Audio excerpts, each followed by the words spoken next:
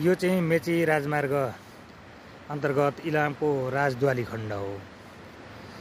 यो चाहिँ सधैँभरि यहाँ पहिरो गइरहने बर्खायाममा अनि धस्सिने समस्या छ। अहिलेसम्म पनि विकल्प भेट्न सकिएको छैन, खोज्न सकिएको छैन।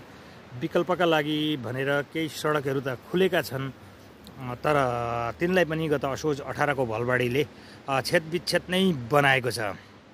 त्यहाँको पुलहरू बगाइदिएको छ, अहिलेसम्म निर्माण हुन सकेको छैन। इलामलाई सङ्कटग्रस्त क्षेत्र घोषणा त गरियो, तर यो कार्तिकमा आएको बेमौसमी वर्षाले फेरि अर्को समस्या निम्ताएको छ। यो राजद्वाली क्षेत्र म देखाउँदैछु यहाँको भूगोल। यहाँ चाहिँ एउटा प्लटै करिब 100 मिटर जति क्षेत्र चाहिँ क्रमशः उदो दबिरहेको छ। यहाँ हामी देख्न सक्छौँ यो यतापट्टि नदबिएको माथि डाँडा हो, पहिला एउटै लेभलमा थियो, अहिले त्यो डाँडा दबिएर त्यति तल पुगेको अवस्था हो। र अब यसलाई चाहिँ दिगो रूपमा यो बाटो सञ्चालन गर्नुपर्छ र यदि यो बाटो सञ्चालन गर्न सकिएन भने तत्काल विकल्प खोजेर अर्को ठाउँबाट चाहिँ राजमार्ग लानुको विकल्प छैन। यसका लागि हामी सबैले आवाज भने उठाइरहेका छौँ, तर अहिलेसम्म त्यसको लागि ठोस काम चाहिँ भएको छैन। विकल्पका लागि भनेर सिमल गोलाइ तिल्केनी सडकलाई पनि काम चाहिँ अगाडि बढाइएको छ। यो वर्ष पनि धेरै काम भएको थियो, तर त्यहाँको बेली ब्रिज बगायो।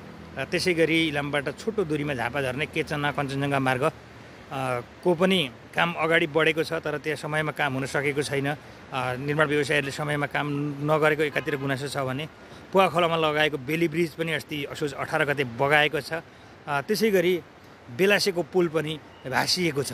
र अब तत्काल यो सडक सञ्चालनमा रहँदै गरे पनि त्यो ठाउँको बेलासेमा चाहिँ हिउँदभरिको लागि डाइभर्सन निर्माण र पक्की पुलको यो बर्खा अगाडि नै पक्की पुल निर्माण गरिनुपर्छ। त्यसै गरी पखोलामा तत्काललाई डाइभर्सन र फेरि पक्की पुलको आवश्यकता छ, नत्र भने आगामी बर्खा पनि हामी इलामीहरूको अवस्था यस्तै हुनेछ। इलाम मात्रै होइन, यो बाटो भएर जाने मेची पहाडका सम्पूर्ण बासिन्दा, त्यसै गरी मेची पहाडमा आउने जहाँ सुकेका बासिन्दालाई पनि समस्या हुनेछ।